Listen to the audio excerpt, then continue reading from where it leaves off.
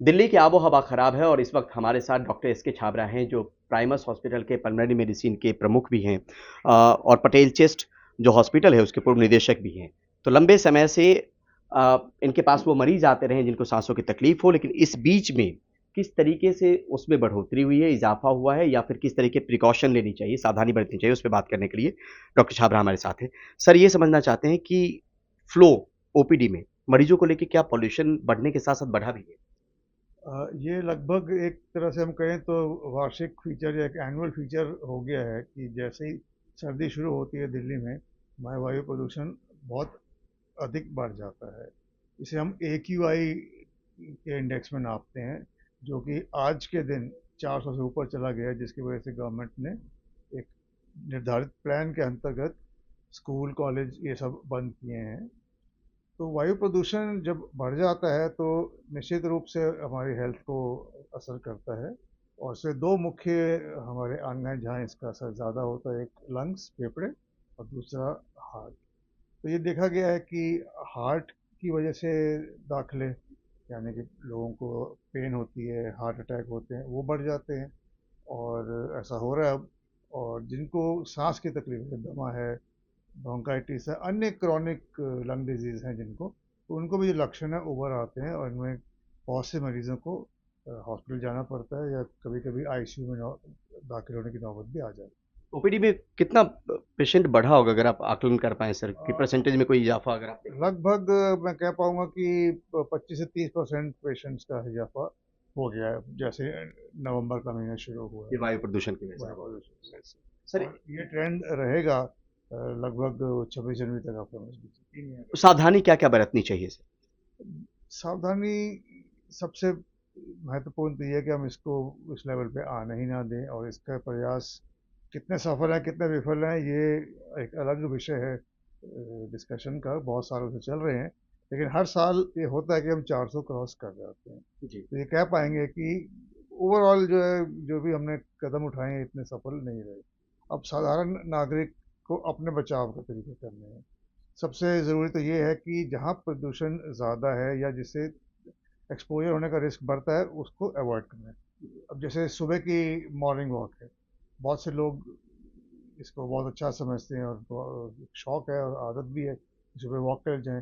लेकिन क्योंकि वॉक जब हम करते हैं तो खुले आसमान के नीचे वायु प्रदूषण का एक्सपोजर होता है, तो वो सीधी प्रदूषित वायु जो है हमारे फेफड़ों में जाती है। तो बहुत ज़रूरी है कि जो सुबह की वॉक है उसे रोका जाए। अगर इंडोर कहीं हो सकता है या जिम में हो सकता है, उसको वहाँ किया जाए। जी। उसके अलावा अगर आपको सांस की तकलीफ है तो अपनी दवाई नियमित रूप से लीजिए, डॉक्टर से संपर्क करिए कि इसको हम कैसे दवाई को बढ़ा सकते हैं, और अगर तकलीफ बढ़ती है तो तुरंत अस्पताल में जाके इलाज करवाना चाहिए। जी। इसके अलावा मास्क एक बहुत अच्छे यंत्र यंत्र क्या कहें उसे, एक अच्छा तरीका है इससे बचाव का। कोविड के जो 3 साल थे उसमें मास्क बहुत यूज़ हुए थे, उस समय लोगों की आदत भी बन गई थी और एक अच्छी आदत बन गई थी।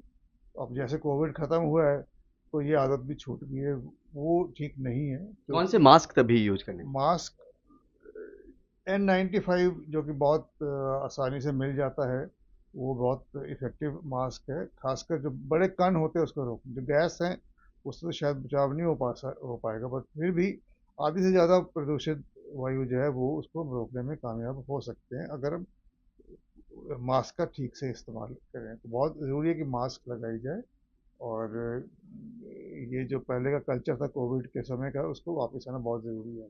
कुछ लोग एयर प्यूरीफायर का भी इस्तेमाल करते हैं। कितना कारगर है एयर प्यूरीफायर और क्या यूरी एयर प्यूरीफायर में हमें देखना चाहिए अगर कारगर है तो खरीदने से पहले? एयर प्यूरिफायर इंडोर पोल्यूशन में काम करेगा, क्योंकि बाहर के वातावरण को तो हम कंट्रोल कर नहीं सकते। जी। और ये इसका कैपेसिटी रूम साइज़ के हिसाब से होती है। तो जो आपका रूम का एरिया है उसके हिसाब से ये होगा। अगर घर में 3 कमरे हैं तो आपको 3 प्यूरीफायर चाहिए होंगे, और ये 24 घंटे चलना है। इसके अलावा उस कमरे के अंदर और वेंटिलेशन के सोर्सेज बाहर के ना हों, या एटलीस्ट फिल्टर्ड ही आए, अगर हवा आती है जैसे एसी के थ्रू आएगी। अगर डायरेक्ट खिड़कियाँ खुली है तो जो फिल्टर है हमारा प्यूरीफायर वो बेकार हो जाएगा। तो इसको 24 घंटे चलना चाहिए, और कुछ इंडोर पॉल्यूशन जो है इससे कम होगी। लेकिन वही व्यक्ति जब बाहर जाएगा तो उसका सामना जो है आउटडोर प्रदूषित वायु से होगा।